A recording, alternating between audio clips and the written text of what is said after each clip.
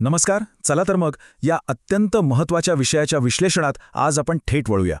विचार करा, सकाळची वेळ आहे, घरात नेहमीप्रमाणे कामाची प्रचंड धावपळ सुरू आहे, प्रत्येकाला घड्याळाच्या काट्यावर कुठेतरी पोचण्याची घाई आहे. आणि अचानक एका लहान मुलाच्या हातून चुकून पाण्याचा ग्लास जमिनीवर पडतो. सगळीकडे पाणीच पाणी. बरोबर त्याच क्षणी तिथे असलेल्या पालकांसमोर एक खूप मोठा आणि महत्त्वाचा पर्याय उभा राहतो. रागाने लगेच ओरडायचं की एक दीर्घ श्वास घेऊन शांतपणे परिस्थिती हाताळायची. वरवर पाहता हा एक अगदी लहानसा रोजच्या जगण्यातला प्रसंग वाटू शकतो, पण तुम्हाला माहितीये का, वास्तवात असेच छोटे छोटे क्षण पालकत्वाचा खरा पाया रचत असतात. उपलब्ध माहितीच्या आधारे आज आपण हेच समजून घेणार आहोत की रागाऐवजी प्रेमाची आणि करुणेची निवड केल्यावर मुलांच्या मनावर आणि त्यांच्या संपूर्ण भविष्यावर किती खोलवर आणि सकारात्मक परिणाम होतो. मुलं चुकतात कारण ती शिकत असतात, हे वाक्य किती खरं आहे ना? आणि हे अतिशय उत्कृष्टपणे स्पष्ट करतं की मुलांकडून होणाऱ्या चुका या काही नेहमीच गैरवर्तनाचं किंवा मुद्दाम केलेल्या खोडसाळपणाचं लक्षण नसतात. उलट त्यांच्या विकासाच्या प्रवासातील तो एक अगदी नैसर्गिक आणि आवश्यक असा टप्पा आहे. जरा विचार करा, त्यांच्या या छोट्याशा जगातली प्रत्येक गोष्ट त्यांच्यासाठी अगदी नवीन असते. जेव्हा एखादं मूल पाणी सांडतं किंवा एखादी वस्तू पाडतं, तेव्हा ते काही कुणाला मुद्दाम त्रास देण्यासाठी करत नसतं. ही मुलं एका गुंतागुंतीच्या जगाचा अर्थ लावण्याचा प्रयत्न करत असतात. ते त्यांच्या शारीरिक हालचालींवर नुकतंच कुठेतरी नियंत्रण मिळवायला शिकत असतात. त्यामुळे अशा नाजूक वयात त्यांना रागाची नाही तर खऱ्या अर्थाने प्रेमाची आणि योग्य मार्गदर्शनाची नितांत गरज असते. रागावल्याने त्यांची ही नैसर्गिक शिकण्याची प्रक्रिया अचानक खंडित होते.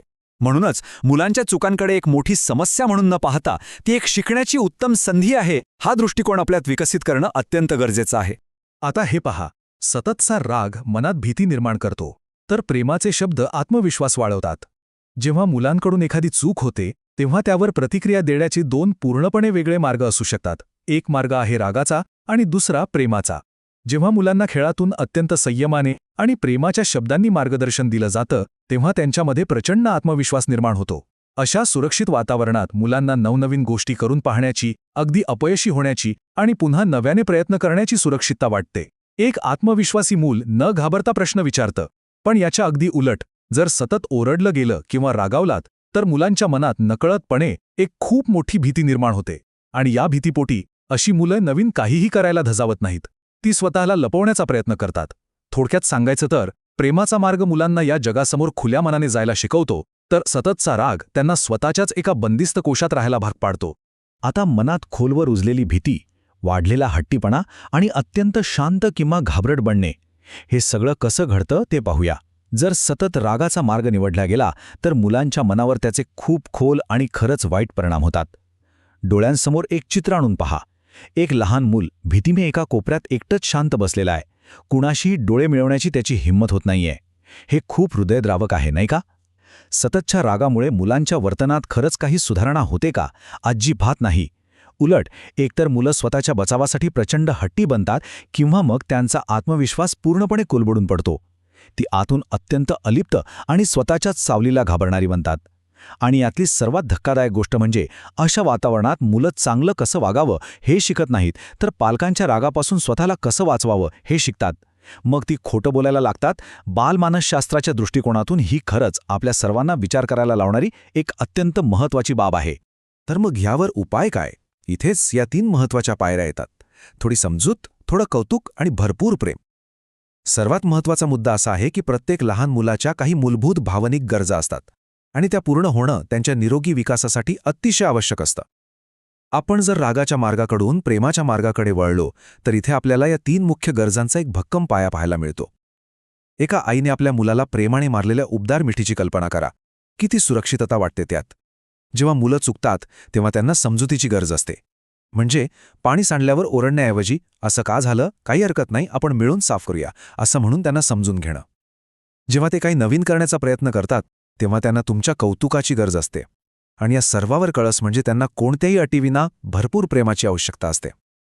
जेव्हा या 3 गोष्टींचा जाणीवपूर्वक वापर होतो ना, तेव्हा घरातील संपूर्ण वातावरणच सकारात्मकतेने बदलून जातं. तिथे शिस्त म्हणजे फक्त शिक्षा राहत नाही, तर ती आयुष्यभराची प्रेमाची शिकवण बनते.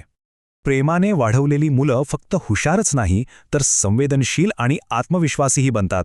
आणि या सर्वांमागील सर्वात मनोरंजक आणि सकारात्मक गोष्ट म्हणजे करुणामयी पालकत्वाचा हा दीर्घकालीन परिणाम. साहजिकच आहे, सर्वांनाच वाटतं की आपली मुलं खूप हुशार असावीत, पण केवळ बौद्धिक हुशारी जीवनात यशस्वी होण्यासाठी पुरेशी असते का? नक्कीच नाही.